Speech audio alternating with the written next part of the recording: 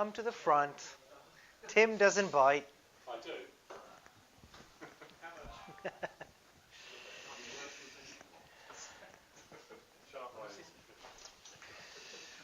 Right, welcome on board, guys, to what I think is the 23rd or the 24th Agile Northants event to date. So thank you very much for taking the time out. We're obviously slightly lower on numbers for possibly various reasons like fear of weather, maybe Tim as well. Didn't know who this Tim was and stuff. But thank you for coming. There's a few faces here that haven't come last time, or Sid, for example, hasn't been for a while, so welcome back to the group. Anna, welcome to you as well, even though I know you've just come for pizza. I'm just kidding. So, what do we have in store for you? So last time when we met, in fact, funny enough, anyone remember these from last time? Good characteristics of product owners. Don't know why it's been left there, but it has. Maybe this. Huh? Super sticky ones. So last month we had John Ledru, who came to talk to us about the 5 pillars of collaborative product ownership. How many of you were here then? Good talk?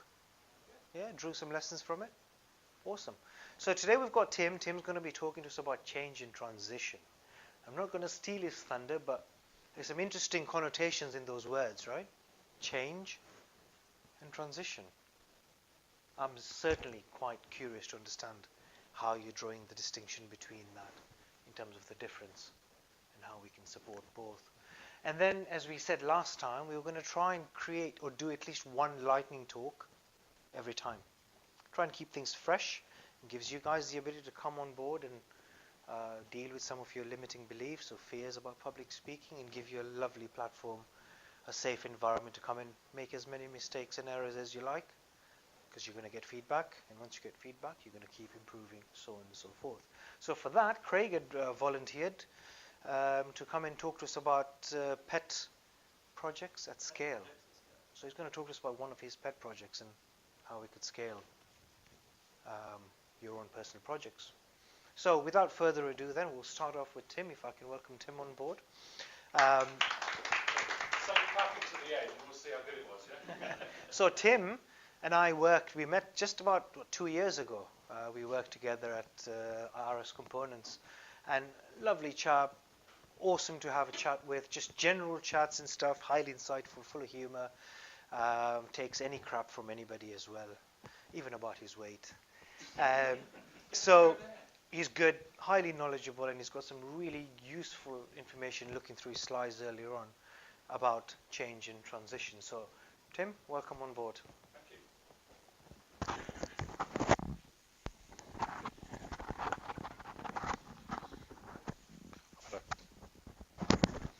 Mic myself up so you can hear me later. Cool. So I should probably introduce myself and explain why I'm here. I work with organisations to help them manage change. And I started out, as Mohammed says, I met Mohammed working at RS and helping them through their change and transition. So I was working with a consultancy.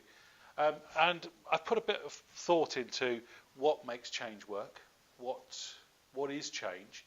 And over the course of, as Mohammed has seen the iterations of slides, over the course of examining that, this has kind of moved on through lots of different phases to the point where we're at now. But you are my guinea pigs. So I will be looking for your feedback to see where we get to.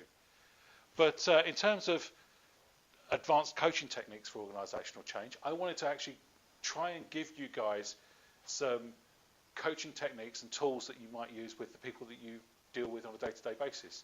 So a lot of this might well be interactive, and we'll go through some of those bits and pieces in a second. And actually, in hindsight, I put organisational change in there, and I was talking to Mohammed when I got here, and we were talking about change. And one of the key things about working with agile teams is we're always looking to improve. And improvement by its very definition means change. So even when those changes are small, when we're not talking about organisational change, when we're talking about team change or individual change, a lot of these things are still relevant. So One of the things that I wanted to kind of introduce to you is something I found really useful is a thing called core protocols. Has anybody come across core protocols before? So a couple of people, Jim and Michelle McCarthy. The story that was told to me, and I don't know if it's true, is Jim McCarthy is a software developer and is on the autistic spectrum in terms of how he manages interactions, and he needed a set of rules to be as productive as he could be. So him and Michelle came up with this set of core protocols, which I'd advise people to go and look at, and we can share the slides afterwards. There's some links and stuff in there. But I wanted to introduce a few of those elements to you today. And to start with, I'd like us all to get up and actually form a circle, and we'll talk about what check-in is. One of the other things to talk about, though, is pass and unpass. There is always the right to pass on anything we're doing, and that needs to be non-judgmental. So I'd like it if people want to join in, and we'll talk about what check-in and check-out is and what the value is. But equally, I respect everybody's right to choose not to. Of course, if everybody chooses not to, I'll sit back down again and we can talk about something else. We'll have more than one lightning talk. So would you come up and join me?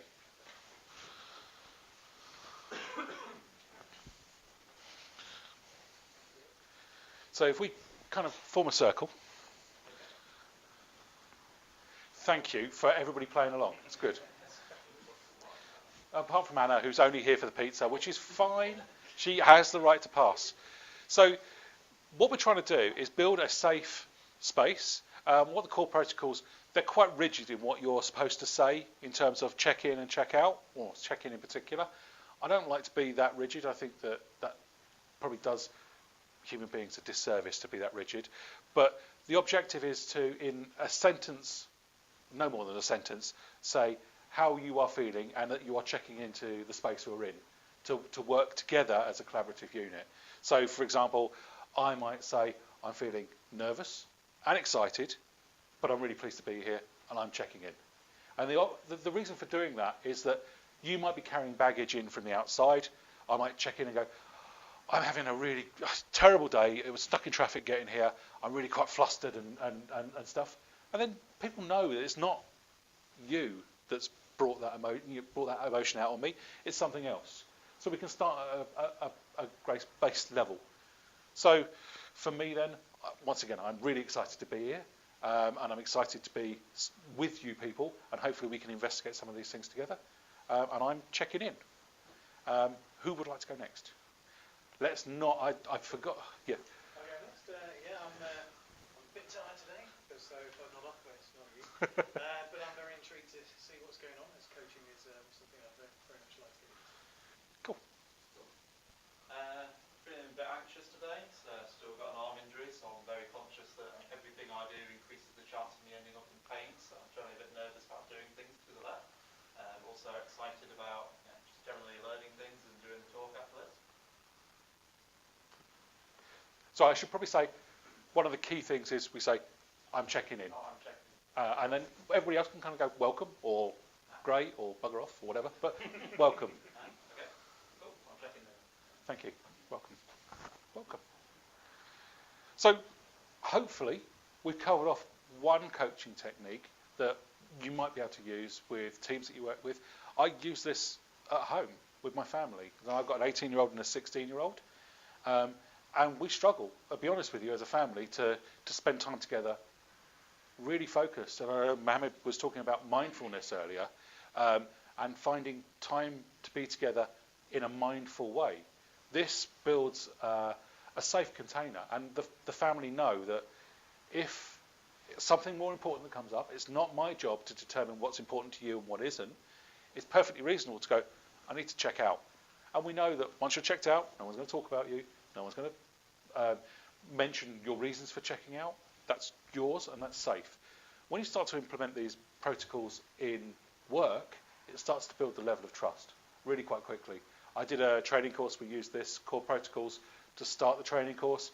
That was a year ago. I'm still in constant contact with the people I was on that course with. Massive amount of trust built in a really quick time. So once again, I urge you to go and look at the core protocols, try and see if there's something that you can take away, but maybe not implement them as rigidly as is determined on the 5 or 6 A4 pages that tell you how to do this stuff. Yeah. No, that's one of the rules. So we are an agile family. We have stand-ups. Try and do stand-ups daily when we're home as a family. We sit down at the table.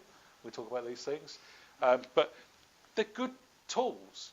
They're not work tools. They're tools to build common social interactions. And my family, we don't call it a stand-up. We don't do that. But yeah, it's a bugbear of mine. Quite often these things are given names so that they're marketable, and what they are is common sense. You know, having a daily stand-up, well, that we can market the idea of a daily stand-up, and we should, because that's how things get traction in a marketplace. But in terms of common sense, everybody getting together and syncing up before they start work, it's a really good idea. So we all know what we're doing, we're not duplicating effort, or we can help each other. So whilst I've got you stood up, there's another exercise called Tribes and Constellations.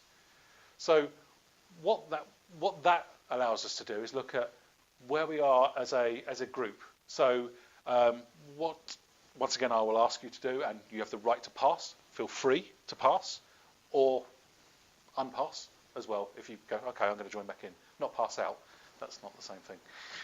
I said that once, and it all went horribly wrong. So in terms of tribes, I'm looking for people who have got similar characteristics to me to form a tribe, and then we'll disband and we'll try some other things. So, for example, I might walk into the centre of the circle and say, I am addicted to coffee. Who's in my tribe? Excellent. So we've got tribe of 4. And we'll go back and I'll ask someone else to form a tribe. Much prefer tea. Tea is the way to go.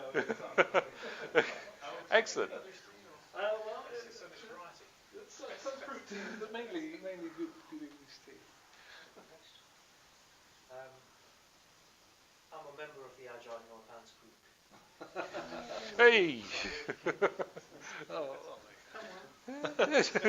Big hugs. Cool. red wine is best. Ooh. Oh, Ooh. tea. Oh, no. Oh. I don't know, trouble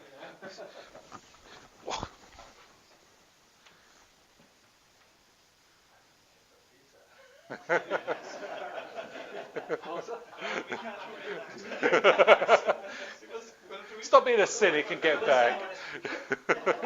You didn't come here for pizza. Cool. So you notice that that's really binary, yeah? We're either in a tribe or we're not. The other thing is constellations. So if I put that in the middle, and we can say, on a scale, with that being the centre point, where are we on a scale? So we might say, I'm trying to think of a good example where we would potentially all be in. Agile. Yeah. Okay. Well, let's go with how agile we are. I don't think it's a great example, but we'll use it anyway. So, how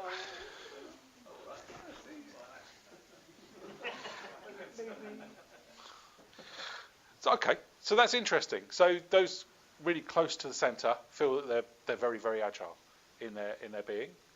And we've got people who are further out, maybe because they can't actually get any closer. So that is a bit of a drawback. Yeah. Self-selecting group. Yeah, you might well be. Those with the biggest elbows. Because you were saying So it's yeah. So interestingly, I think that we can apply from my example there about family. You can apply agile ways of thinking about things because it's a way of thinking about problems and solving problems. Yeah. So we can apply that to any aspect of life, and that's not really what this talk's about. But there is a scale, and I would put myself as probably more, what's it called, conscious incompetence. So I understand now what I don't know. Once upon a time, I'd have been stood on that deck of post-it notes, going, "I am king of Agile," and interestingly, over time, I've got further and further away. as I realised there's so much stuff to learn, and in so many disparate areas as well. A lot of that is stuff that I'm learning about human psychology and brain science, which we can apply to all of the things we do in life, but in particular when, as Scrum Masters, product owners, team members, we need to interact with people. I don't think there's a job anywhere where you don't really interact with people. Maybe British Gas call centre employees. But other than that, I think we all interact with people, and learning skills about that is really kind of important. So that was kind of tribes and constellations. What I'll ask you to do, we're starting to get into the meat of change.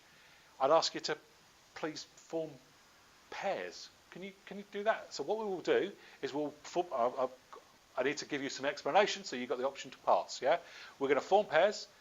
One pair is going to turn. One of those people is going to turn their back, whilst the other person changes something about their appearance. Actually, 3 things about their appearance. And then we're going to turn back around again, and we're going to ask you to observe what they are. Okay, it's a tough ask, especially with a bunch of guys, because no offence, with the girls, you can turn your hair and put your hair over one side. I really can't put my hair over one side or the other, but you can do things like that. You can take out earrings. You can do all those those funny things. With the guys, it's generally a little bit harder. But you're going to be in trouble anyway. Just live with it. So, is everybody up for giving that a try? Yeah. Okay. Yeah, that's fine. You guys going to join in the back? Like, Somebody's going to stand next to the camera, and you can't partner with. that's cool. So if we got enough people, it's fine. Am I in or am I out? I don't know. I haven't done the count. Do I need to pair up with someone to make it pairs? Okay, great. That's you and me. Great. So who's going to be number 1 and who's going to be number 2? So that's the first decision to make. Who's going to be number 1? Who's going to be number 2? Number 1. You're going to be number 2. Right. All number 1s, put your hand up. Number 1s, put your hand up. Are we all ready? Yep. Great. So number 1s, you are going to change something about your appearance, whilst number 2 has their back turned. Yeah. 3 things about your appearance. Number 1s are going to change 3 things, and number 2s need to try and guess what they are. All right. So we'll give you what, 20 seconds, 30 seconds. So.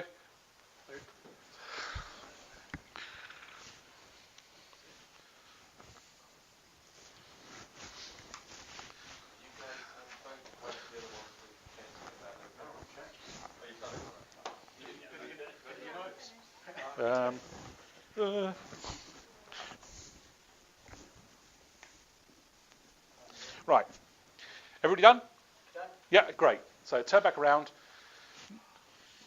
Can you spot 3 things that are different?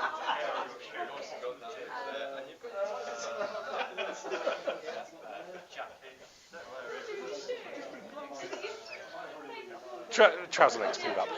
Yeah. Excellent. Yeah. Right. How are we doing?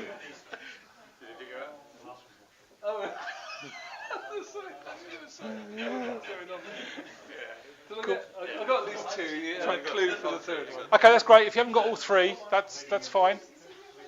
Nick, stop it. I'm going to blame you every time. Yeah, that's fine. It's not a competition. It's not a competition. So, refresh my memory. That was number 1s who turned around, number 2s who changed something about themselves, or the other way around? It was number 2s who changed.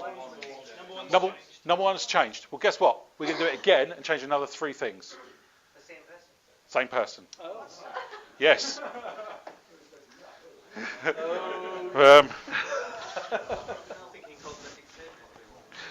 It's really tough, I know.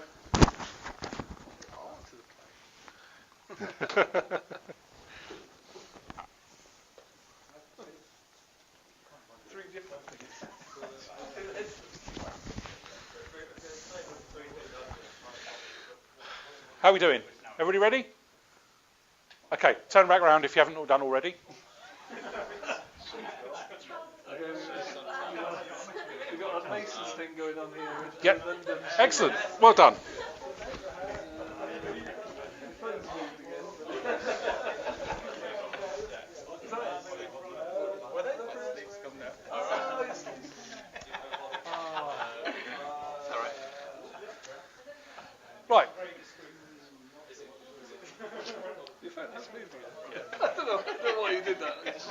to throw me off. So, are we all done? Good. So how did that feel? It was tough, yeah. What was your emotional state the second time around when I said and change another 3 things? My state was, oh my God. It's really uncomfortable, yeah. And that's interesting because that discomfort is quite common when you're at work because you're asked to change things. And it's not explicitly. Your boss doesn't come down and say, roll your trouser leg up. But what he does do is he says, we need to change the way we're doing this. I need this piece of work done. I need us to think about new ways of doing things. It's a constant drip feed of change. And what I'd like us to have a think about is, I was going to ask us to write some stuff down on post-it notes, but maybe that's a bit too far right now. As I said, the first time I've trotted this out, maybe a bit with a group this size, we can just have a think and a talk about, and if you want to take your seats back, we can do that as well. What emotional things we have with changes, and the question there is, what changes have you faced recently? And if there's anybody prepared to kind of mention changes that they've gone through, it'd be good to kind of discuss whether there are different emotions. I feel that there are, when I make a change and I own that change, it's very different from things that I'm made to change. There's a different emotional state involved. I've bought cars, I've got married, I've bought a house. Those changes, as much as they're difficult, I embrace them. When it's a work-related thing, I was made redundant. That was a massive change outside of my control, hugely painful and difficult to navigate. So it'd be interesting to see whether you guys mirror those emotions. Can you think of examples where it's a change that you've chosen and a change that's been hoisted on you, and is there really big difference between how that makes you feel? Yeah, go for it. My line management has changed 3 times in 3 months. Wow. First one, a bit nervous about him. He's got quite a history. It's been a bit difficult, but we had a very good relationship. Second one, she was incredibly prickly, and I absolutely detested that. And the third one, I'm very happy with. But so it's been quite a sort of lot of emotions in there. Kind of like, can I be open in my one-to-ones with this person? Yeah. So things like that. But so yeah. So I think the third one that you mentioned there had a positive outcome. Yeah. But how did you feel when that first happened, that third change in line management? Relieved. Okay. Actually, the opening conversation when the first one told me about the change, he says, we've been having a think. And I said, oh God, don't say that. Well, so. Cool. Thank you. All right, well, why don't we head back to our seats? It'll be a bit easier now. Because now what I'll do is I'll share some of the kind of my thoughts on change and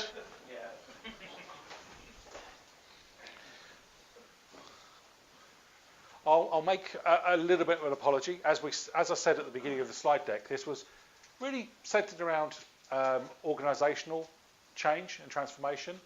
But I've come to understand that a lot of this stuff, as I said earlier, is really applicable to the day-to-day life changes.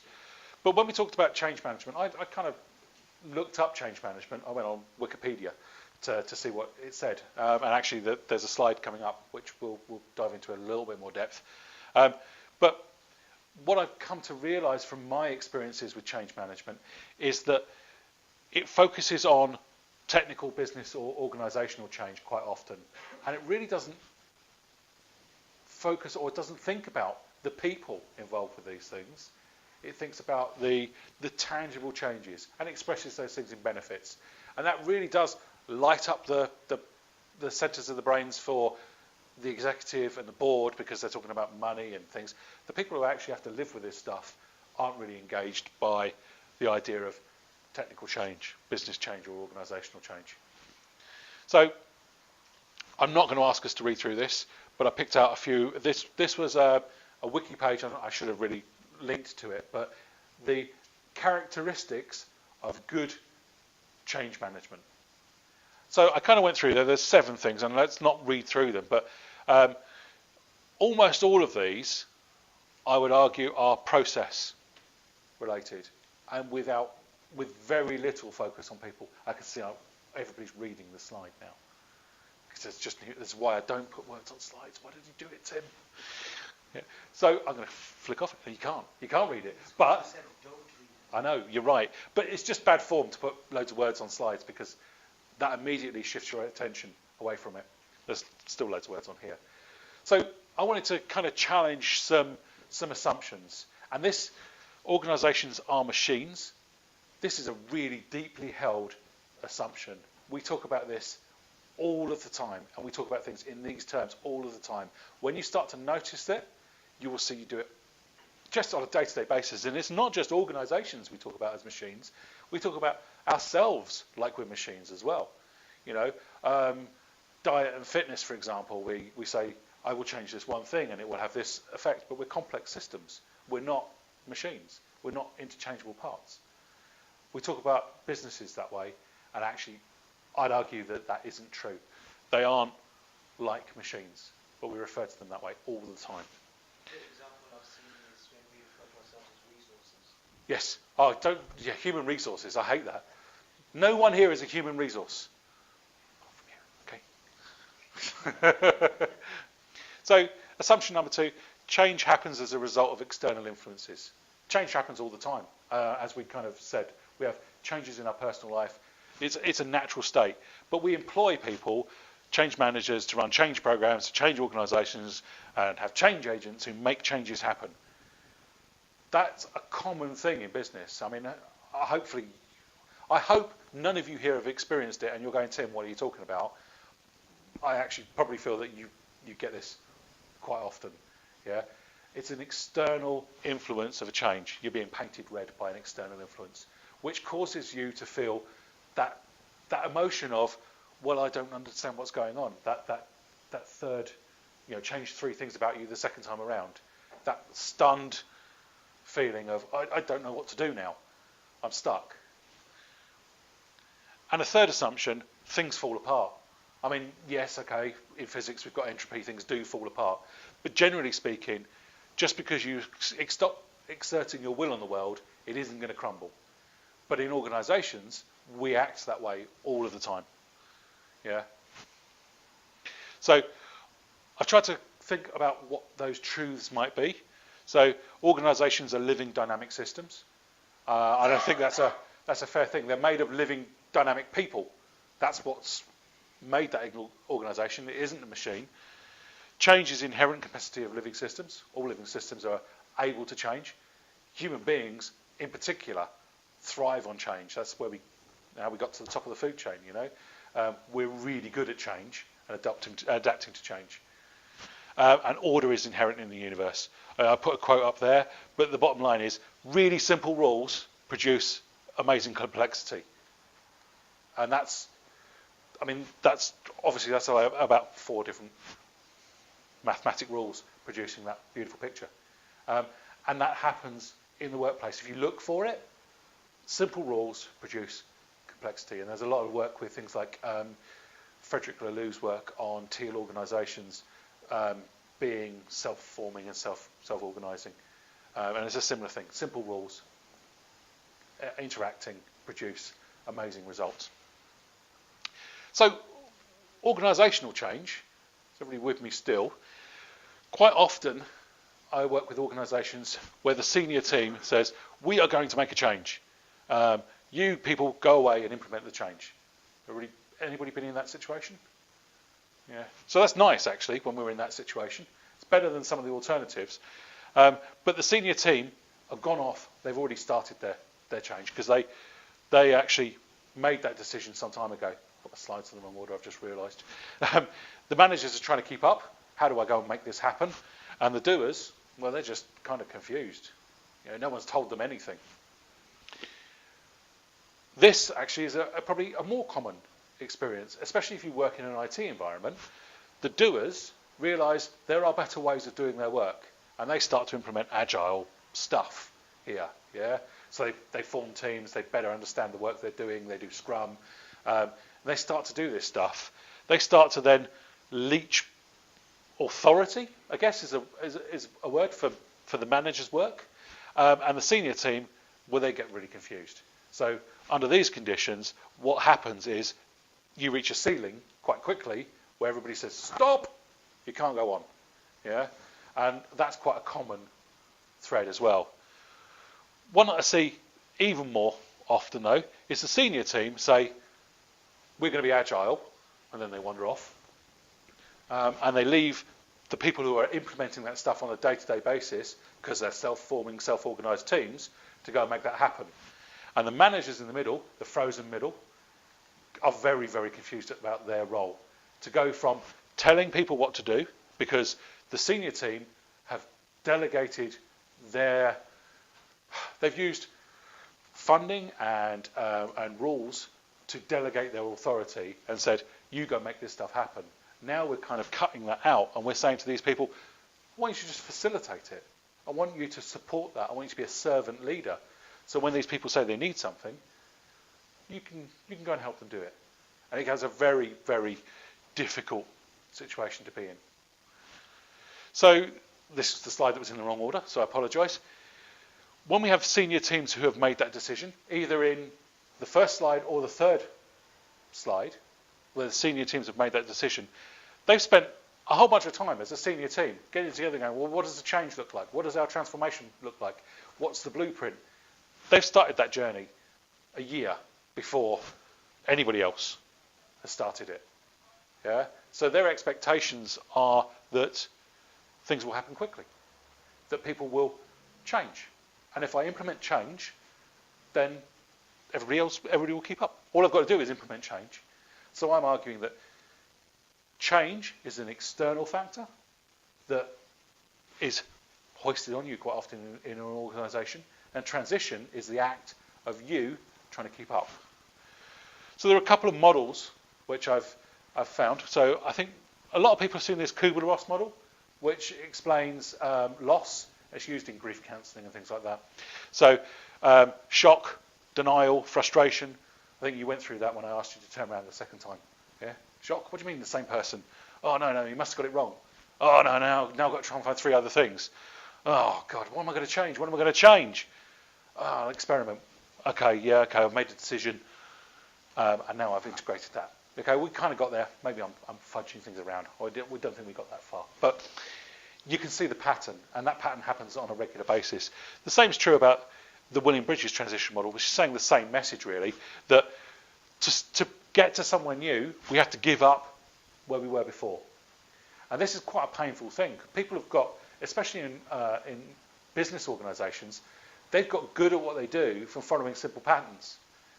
So you're asking them now to give up things that have made them work, made them successful, to do new things. This is particularly relevant for middle managers who are stuck giving up this stuff, going through this neutral zone before they can get into this new beginnings. And it's interesting as well that this isn't a linear path, either of those. People will flack between them. Yeah. So this transition neutral zone, it's worth also pointing out that can be quite long-lived and quite stressful, because you don't know new working patterns and you're not allowed to apply old working patterns to solving problems. And it's also worth pointing out some people can't do it. They won't do it. The argument I used previously was, if I joined an organisation and they said, we're going to give up this agile stuff and Tim, can you be a project manager? I couldn't make that leap. I couldn't make that transition. It's not in me. And that might well be the case for others who are asked to change. But with support, that number should be quite low. So one of the things that I'm coming to discover now is in change and change management, we're starting to see that as we've learned some of these truths, we're addressing change in a different way. There's a lot more focus now on people as part of change rather than structure and organisation. And I've just really kind of included a few elements of this, of coaching tools that can help people to maybe explain why we're making change. Has anybody seen Kotter's 8 steps of change? I know there will be, no? Okay. So this is about how you make change happen. So create a sense of urgency. There has to be a reason for change, otherwise no one's going to change. Yeah? I mean, ever. We are lazy creatures, me in particular. Build a guiding coalition. Now, you'll quite often see that in organisations where if they're making a change towards an agile way of working, they'll build an agile team to showcase the benefits and advantages. Strategic vision and initiatives, a volunteer army to build up that stuff, removing barriers, generating short-term wins, sustaining and instituting, and that's a cyclic thing. And the ADCAR thing is a similar way of looking at change. But I just wanted to give you some flavours of things that you might want to look at if they was interesting to you. This is another tool which... What time are we breaking for? Okay, cool. So this tool is really quite useful. I used this at home recently as well. It's quite useful to help you to understand where you are, where you fit in, and what challenges you face. So, I don't know, do you guys want to have a try at filling one of these in, doing something like this? Or, yeah, that might work well. Energy seems to have dropped quite a lot. Okay, so, wrong one. So, the clean slate diagram, the clean slate matrix is a way of thinking about a problem space or a challenge. So this context could be the system in which you're working with, your team, company, family, yourself, and then asking you to think about how do you fail that. Now, my family, we were struggling, 18 and 16 years ago, we weren't spending enough time together. It was interesting to say, how am I failing the family? How does the family fail me? What am I not getting from that? From this? It's probably a terrible example to wear in public, but how do I serve the family, and how does the family serve me? Once again, teenage kids come in, treat the house like a hotel, throw everything everywhere. So when you're asking, how does the context serve me? My kids might answer, well, I get fed, I get pocket money, I get clothes washed, I get all of these things. How do I serve the context? Well, I'm kind of here. I turn up sometimes. Sometimes I come blinking out of my room like a hobbit with hands mangled by Xbox controllers, and that's all you ever see of them. It's a useful tool to understand where your place is and how you might make changes. I don't know if that's going to be useful for us to investigate further. I'm looking across faces and thinking and seeing no, basically. So is that to say what the current state is, and then to describe the new state? No, it's really it's just to describe the current state as a jumping off point for further discussion. As I said, I found this a valuable tool when I'm coaching teams and individuals. If you're working with small teams, it's really quite useful to kind of go, okay, so as a team, how are we interacting? So that team behaviour, it's great to kind of call that out. Because quite often you'll find that, how do I fail the context? I'm always late for the stand-up. Yeah, I'm always late for the stand-up. I hate that. And then the team can turn around and go, actually, do you know what? Dave, you're not, it's like it happened twice. What are you talking about? So you can actually investigate other people's opinions of how they are not doing things. Because I think it's important, I've actually got another slide here about subjective reality and cognitive shortcuts. Has anybody come across the idea of subjective reality? The idea that we're both right, but because we see the world differently, our rights might not be the same. Yeah, so we're both right, just only partially. And it's one of those tools that enables us to actually kind of express our version of the truth and share that with someone else in a way that's quite freeing. Because we've tried to build a safe space, try to be non-judgmental. So once again, I've kind of shared a bunch of stuff here, so we'll share the slides because there's some useful bits in here to take away. I was going to produce some kind of takeaway slide stuff, but I didn't get a chance, unfortunately. So what we'll do then, I don't know we're going to get... I've seen the William Bridges thing before. One of the things that the guy was talking to me it's easy for people, particularly management, during change, to assume that everybody's in the same place on that curve. Yeah. And that's like a really dangerous thing. And so what I did as a team lead when we were doing some transitions, and you just had to listen at it, was actually to ask them where they thought they were on the curve. And some were still quite angry about it. Some were quite resentful that it was actually happening, fearful of it. And others were quite excited. And they were ended up clashing because they were going, oh yeah, it's a great opportunity, isn't it? And they were like, no, it's horrible. It's terrifying.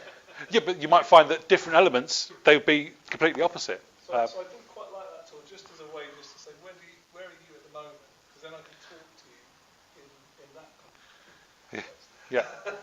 Rather than in the exciting.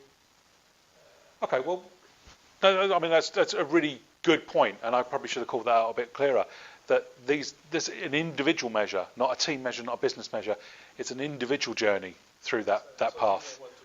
Yeah, it's useful in one-to-ones, definitely. So I think if you go back to that, sorry. Yeah, it's fine. That's why I've got a clicker. I think that's a very useful slate to have for a retrospective. Yes. Yeah, definitely use it for a retrospective. Contributing to that problem situation. Yep. And why? Because I think sometimes you get to this place where the context appears to be failing you, but there's something underlying that for you that's going on as to why your attitude or motivation towards that isn't where it should be. Yeah. So you could really question yourself, what do I get from it and what do I give back to it? Well, it's interesting in terms of retrospective, you might find that your expectations are way off. How does the context fail me? Well, don't get donuts every day. That fails me, As a team, I think we should have donuts every day. Well, that's not what we're here for. As a team, we haven't agreed that that's what we're here for. So it's not really failing you. We need to address your expectations. And that's quite interesting. I mean, as a flippant example, but addressing people's expectations is quite useful. And this actually surfaces those expectations. So it's a useful tool. When you were talking about one-to-ones, we'll not go through this because once again it's all wordy, but we'll share the slides because I think there's some useful elements of this spheres of influence, especially when you're asking people what do you have no influence over, what can you influence and what do you have direct control over. It's a really good thought model because people get really anxious about things that they can't actually change. You've got no influence over the weather or business policies, you're just not close enough to them. But they're impacting your life and it's good to know, but why don't we try and focus maybe on the things that you can have control over and maybe escalate the things that you have no control over. So, swear word. Sorry, those who know me. Yeah, stop reading. I didn't realise there were going to be minors in the room. So, one of the key elements of understanding people is the ability to listen. So what I'd like us to do maybe is pair up again and we're going to listen by being silent. Do you like that animation? I worked on that longer than I'd like to admit. I'm going to do it again because I just love it. Yeah. Right, so once again, if you could pair up, what we're going to do is use non-verbal cues and someone can tell a story. We're only going to do a minute or so, but I want the other person to actually really listen because what we tend to do when we're talking to people is we look for the gap for us to talk back. Yeah? That's not listening. That's like a TCP handshake process or something. I don't know. To listen, quite often you need some silence. So it'd be really useful. I'd like it if we could try to do this and pair up.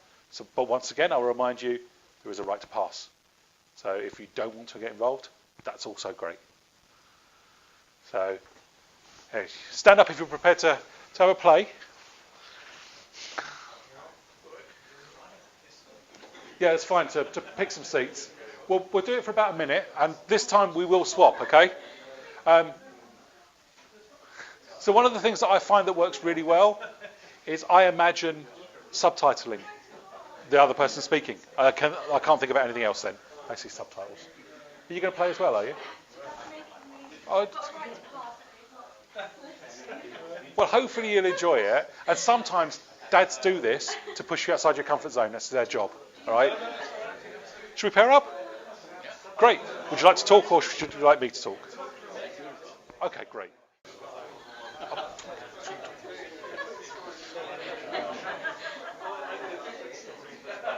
way I did it,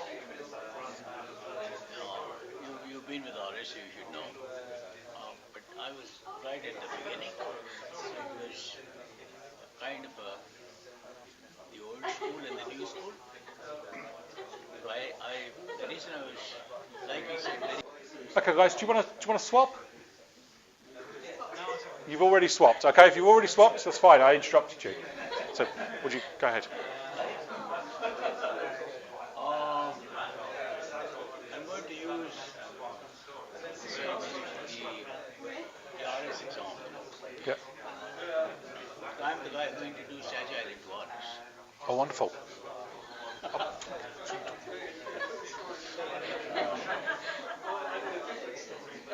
The way I did it, you've been with RS, so you should know. Okay, how did that go? How are we doing? So, who remembered to be silent? Who remembered to be silent when they were listening? Okay, I'm not going to put my hand up because I forgot. Okay, how hard was it to actually really listen?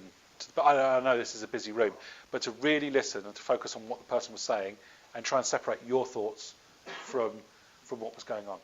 It's quite difficult. I kept sitting thinking in my head, thinking, I'm sure we did this a few months ago. I found it difficult to separate it. Oh, sorry guys. So, but it's a good tool. So yeah. I would say, I guess so the listening was fine, but it's trying to note points that you'd like to engage with afterwards as you go through and listen. Yeah. Yeah, no, so I just wanted us to focus on just listening right now. And it's tough. And it's really to try and move away from the idea of, if you're thinking about points to go back to, you're thinking about that because you want to help fix them. Yeah? And that's not coaching someone into doing something. That's mentoring. It's being supportive. And there's value in that, don't get me wrong. But in terms of listening and giving value by listening, that's a different skill and it's tougher. So not to kind of steal Kathy's thunder or anything. I think what she was saying was, in context, makes complete sense. But from my point of view, I just wanted us to really just focus on what it takes to listen to people. And then what we're going to do is maybe, if you've done this before, reflective listening. So the idea of saying what someone has said kind of back to them. Maybe just shortening that down. Have you done that before? Okay. Yeah, reflective, active listening, same deal. I probably couldn't remember it was called active listening. So, okay. Sorry, is that like echoing people to make them feel more comfortable? Is that? No, picking out the important points.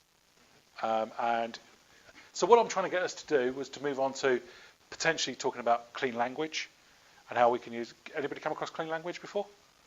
So clean language is a tool to separate your personal stuff from their personal stuff, or their work stuff and your work stuff, so that it's about coaching someone else without bringing your baggage.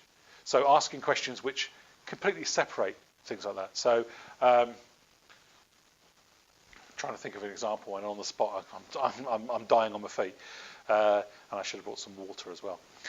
So an example of clean language, and I've absolutely gone blank, so it's fine. I'll share a link when we get back to it. Yeah. So what sort of X is that X? Is the key answer. So, sorry?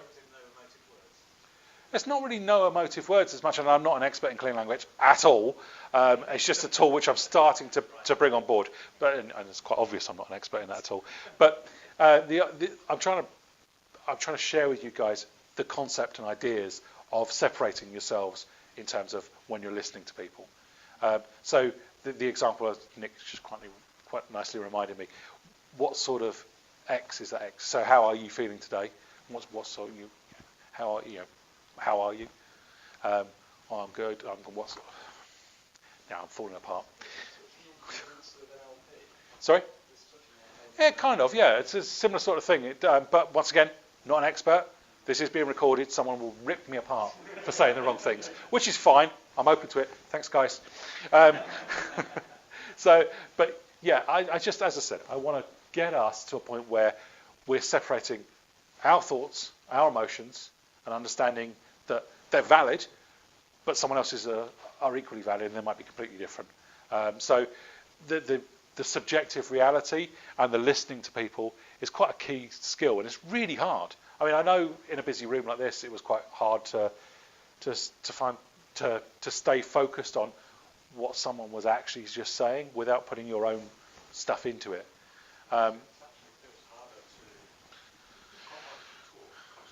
Yeah. Yes, it is. It is quite hard.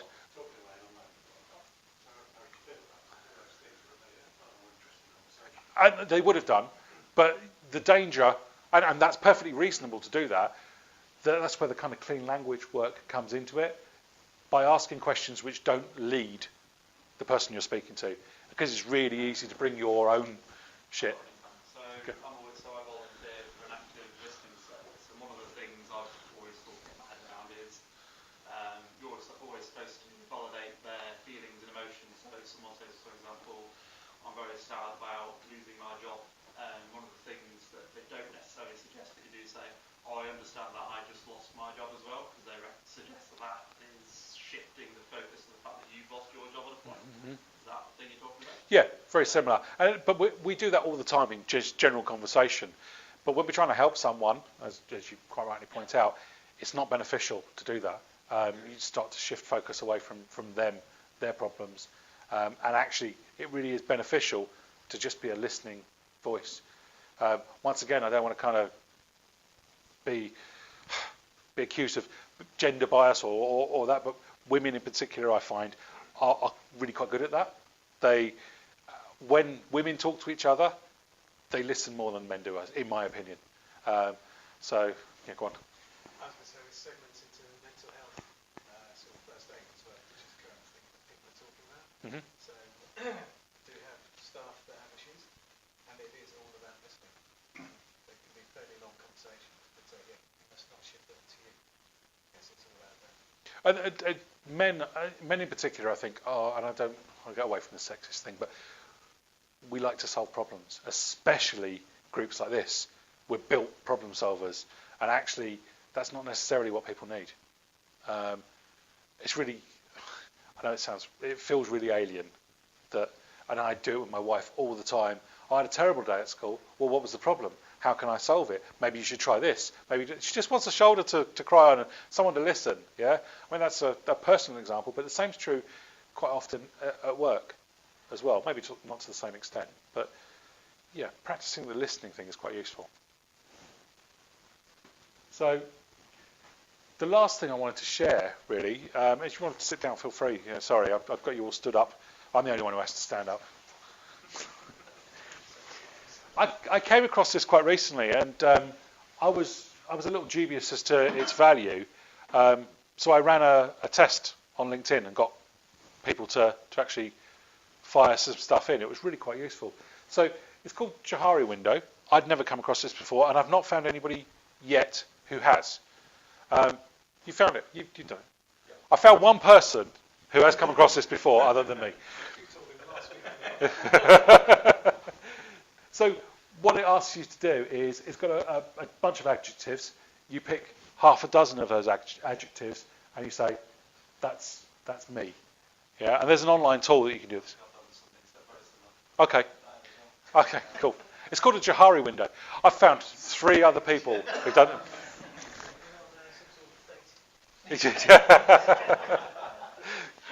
Knew I should have swiped right. Right, that's me thrown out of the meetup. But it's really quite useful. I should really have put the feedback that I got from others about this. But it starts to build up a profile of things that other people feel are relevant to you. And it's quite useful and quite cathartic as an individual for people to come back and go, oh, I feel that you're knowledgeable, because one of these here was knowledgeable or something along those lines. It's in there somewhere. It's alphabetical, so I can't find it. And I didn't put knowledgeable because I don't feel like I am. As I said earlier on, I'm kind of at that conscious ignorance level. I know what I don't know. And loads of people kind of went, no, you're really knowledgeable. And that was quite nice that people felt that about me. It hasn't changed my opinion. I've still got a lot to learn. But it's quite a useful tool to build team cohesion. So maybe you want to try that. And I'll add the link to the online tool that lets you do this, so you haven't got to do any of the heavy lifting. You just sign up and you can use that with teams, with groups. Might be useful. So I'm going the wrong way. Don't know my left and my right. So kind of really the last slide, and once again I've gone wordy and I shouldn't have done. What I wanted to do was really kind of say that if you can come away from here with just a few key messages, it's that change and transition are two different things, especially in a work environment. Change quite often is something that happens to you by an external force, and the transition is you moving from old state of being to new state of being. And this requires support, empathy, coaching, all of those good things, and a lot of the kind of tools here might be relevant to supporting that. And as I said at the beginning, change.